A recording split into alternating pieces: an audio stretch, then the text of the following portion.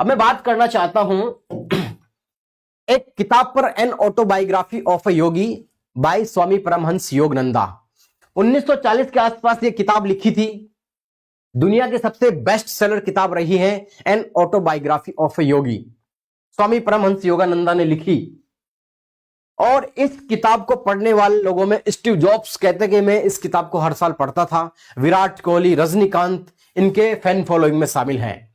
इन्होंने बताया कि रियल संत क्या होते हैं, क्या संतों में क्या दिव्य शक्तियां होती हैं, क्या चमत्कार होते हैं। इनकी किताब में ऐसे ऐसे संतों के उदाहरण मिलेंगे, आप मानने लगेंगे। जहां पे साइंस की लिमिटेशन होती है, विज्ञान की लिमिटेशन होती है, वहां ये कहते हैं कि चमत्कार होते हैं। इनकी किताब में है। उन लोगों के नाम इन्होंने लिए हैं। ये है टाइगर स्वामी, ये है परफ्यूम सेंट, ये है टाइगर स्वामी। ये परफ्यूम सेंट उस किताब में वर्णन किए, जहां भी जाते थे परफ्यूम अपने खुशबू पैदा करते थे। और रियल है ये टाइगर स्वामी, जो टाइगर के साथ खेलते थे। ये रियल संत हैं, जो चमत्कार थे इनके पास। ये स्वामी मुक्तेश्वर,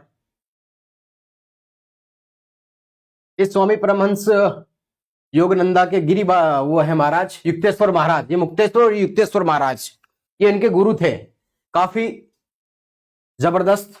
ये गिरिबाला, इनके बारे में कहा जाता था कि इन्होंने कई दिनों तक कुछ नहीं खाया और जीवित रही। ऐसे ऐसे संतों का वर्णन है। और ये वास्तु के गिरिबाला, इनके बारे में रिसर्च करके लिखा गया है। ऐसे ऐसे संत हुए हैं जहां पे विज्ञान फेल हो गया, चमत्कार होते हैं। इस किताब के अंदर ऐसा बताया गया है। यह है स्वामी परमहंस योगानंदा है। यह है निर्मला देवी। निर्मला देवी जो सहज योग बताती हैं। कहा जाता है कि हमेशा परमानंद के अंदर रहती हैं।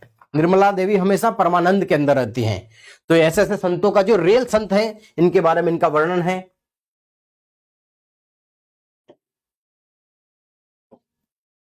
यह है ऋषि लाहड़ी, यह है भगवान महाअवतार ऋषि तेलंग और महर्षि रमन। ये जितने भी, ये रजनीकांत के गुरु है। दरअसल रजनीकांत जी इनको भगवान महाअवतार को, बाबा महाअवतार को अपना गुरु मानते हैं। दरअसल ये ऋषि लाहड़ी के स्टूडेंट हैं, इनके डिसाइपल हैं। ये रियल संत थे। इन्होंने क्रिया योग के बारे में बताया। ये कपाल भाती, जो बाबा रामदेव बताते हैं, कपाल भाती क्रिया योग सबसे पहले इन्होंने शुरुआत की थी उसकी, कि श्वास के द्वारा, ब्रीदिंग एक्सरसाइज के द्वारा आत्मा का परमात्मा से और बॉडी का सिंक्रोनाइजेशन, आत्मा, परमात्मा और शरीर एक साथ लेकर आने की क्रिया इन्होंने बताई। और रजनीकांत जी जो बॉलीवुड के बहुत बड़े स्टार हैं, साउथ की फिल्मों के, इनको अपना गुरु मानते हैं। और ये ऋषि लाहड़ी के स्टूडेंट थे। यह है तेलंग महाराज, ये भी काफी पॉपुलर है। और यह है महर्षि रमन। ओशो ने इनके बारे में कहा और कई लोगों ने इनके बारे में कहा।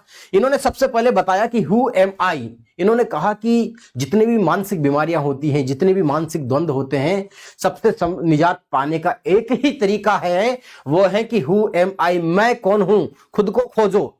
इन्होंने कहा कि हु एम आई, मैं कौन हूं, दुनिया का सबसे, अहम ब्रह्मास्मि, मैं ही ब्रह्म हूं। ये हमारे वेदों में बताया, उपनिषदों में बताया। इन्होंने कहा कि सेल्फ रियलाइजेशन करो, सेल्फ रियलाइजेशन। इन्होंने कहा सेल्फ अवेयरनेस लेकर आओ। और अब्राहम मैस्लो ने कहा था ना, सेल्फ एक्चुअलाइजेशन, सेल्फ एक्चुअलाइजेशन। ये कहते हैं कि इसका आंसर खोजो। ये थे महर्षि रमन।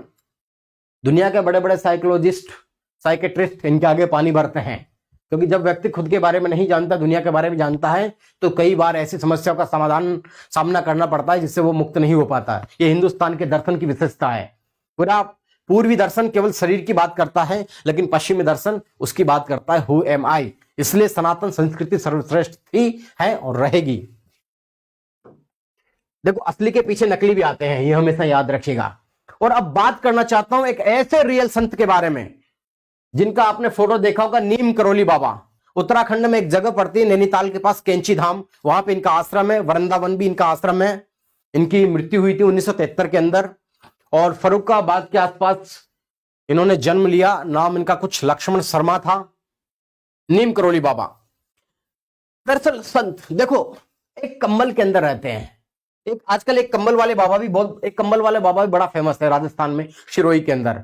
वो ऐसे ऐसे मारता है लोगों को, ठीक कर देता है। बिल्कुल बेवकूफ है, गधा लगता है मेरे को एक नंबर का। जो मतलब अंधविश्वास ऐसा कोई ठीक नहीं कर पाता दरअसल, हो सकता है, लेकिन वो तो अति कर रहा भाई। नीम करोली बाबा, क्या चमत्कार है इनकी प्रतिभा में। इनका फोटो देखकर, इस तरह का फोटो देखकर हॉलीवुड की बहुत बड़ी स्टार अदाकारा जूलिया रॉबर्ट्स इनकी फैन हो गई और इनको अपना गुरु मान लिया। जूलिया रॉबर्ट्स कहती है एक इंटरव्यू के अंदर कि मैंने जब नीम करोली बाबा की फोटो देखी तो मैं हिंदुइज्म को प्रैक्टिस करने लग गई, सनातन संस्कृति को मानने लग गई। ये है नीम करोली बाबा, ये है जूलिया रॉबर्ट्स, ये नीम करोली बाबा की डिसाइपल है। ये है मार्क जुकरबर्ग। मार्क जुकरबर्ग ने मोदी जी के साथ इंटरव्यू किया था 2015 के अंदर फेसबुक हेडक्वार्टर पे। तो इन्होंने कहा कि जब मैं बुरी दौर से गुजर रहा था तो स्टीव जॉब्स ने मुझे सलाह दी थी कि मैं भी 1974 में कैची धाम नीम करोली बाबा के दर्शन करके आया था। उसके बाद एप्पल की शुरुआत हुई, तो आप भी जाइए, आपकी फेसबुक कंपनी बहुत अच्छे से चलेगी। और ये आए थे यहाँ पे, और स्टीव जॉब्स 1974 में आए थे जब नीम करोली बाबा की डेथ हो गई थी 1 साल पहले। उसके बाद ही एप्पल की शुरुआत हुई, और कहा भी जाता है कि बाबा ने एप्पल खाकर स्टीव जॉब्स को दिया था, उसके बाद उसकी शुरुआत हुई और वही लोगो बन गया। तो यही इन्होंने कहा मार्क जुकरबर्ग ने, मोदी जी के सामने इंटरव्यू पड़ा हुआ है, आप देख सकते हो। ये होते हैं संत, ये होती है सनातन की ताकत। ये है रामदास और ये है कृष्णदास। रामदास हार्वर्ड में प्रोफेसर थे, मैथमेटिक्स पढ़ाते थे। इनका पूरे नाम अल्फ्रेड ऐसे कुछ नाम था इनका। ये इंडिया घूमने आए थे, तो इनको एक अपना मित्र मिला, उसका नाम था भगवान दास। तो कहा कि तुझे एक बाबा से मिलाता हूं। तो ये कहते थे अरे मैं प्रोफेसर, हार्वर्ड का प्रोफेसर, कौन सा बाबा मेरे सामने, क्या करेगा। तो ये बैठे हुए, ये गए कैची धाम गए, बाबा के पास बैठे हुए थे, तारों को देख रहे थे। तो इनको अपनी माँ की याद आ रही थी। नीम करोली बाबा ने कहा कि तुम तारों के बीच अपनी माँ को याद कर रहे हो। तो इन्होंने कहा कि हैं, ये कैसे हो गया जो मेरे मन की बात जान रहे हैं, ये तो अंतर्यामी हो गए। उसके बाद इन्होंने अपना नाम बदल के रामदास कर लिया। और ये थे हरिदास, अमेरिकन वोकलिस्ट हैं, ड्रग्स लेते थे बहुत ज्यादा। इनको बाइपोलर डिसऑर्डर, एंजाइटी, सिजोफ्रेनिया, पता नहीं कौन कौन सी बीमारी हो गई, मानसिक अवसाद हो गया इनको, एक्यूट साइकोटिक डिसऑर्डर इनको हो गए, साइकोसोमेटिक डिजीज हो गई इनको, लेकिन इनका इलाज नहीं हो रहा था। उसके बाद ये यहां पे कैची धाम आए। बाबा ने कहा कि तुम बाबा से शायद मिले नहीं थे, बाद में आए थे। वहां की परंपरा के अनुसार हनुमान चालीसा का पाठ करने लगे। इन्होंने हिंदी सीखी और 1-2 महीने के अंदर ये बिल्कुल ठीक हो गए। तब इन्होंने अपना नाम बदल के हरिदास कर लिया। और आज भी यूट्यूब चैनल पे सर्च कर लेना, हरिदास नाम से इनका यूट्यूब चैनल है। और पूरी दुनिया के अंदर ये वर्कशॉप लेते हैं। नीम करोली बाबा की तस्वीर पीछे लगी रहती है और हमेशा हरे कृष्णा हरे राम का ये चैंटिंग करते रहते हैं, म्यूजिक बजाते रहते हैं, साधना करते रहते हैं। ये होती है पावर। और ये थे रामदास भी हनुमान चालीसा की, इन्होंने किताब लिखी द पावर ऑफ नाउ। और इन्होंने अमेरिका के अंदर काफी प्रचार किया नीम करोली बाबा का, और काफी सक्सेसफुल भी रहे। ये होती है हनुमान चालीसा की पावर। स्टीव जॉब्स का मैंने कहा था कि ये 1973 में आए थे कैची धाम नीम करोली बाबा के दर्शन करने।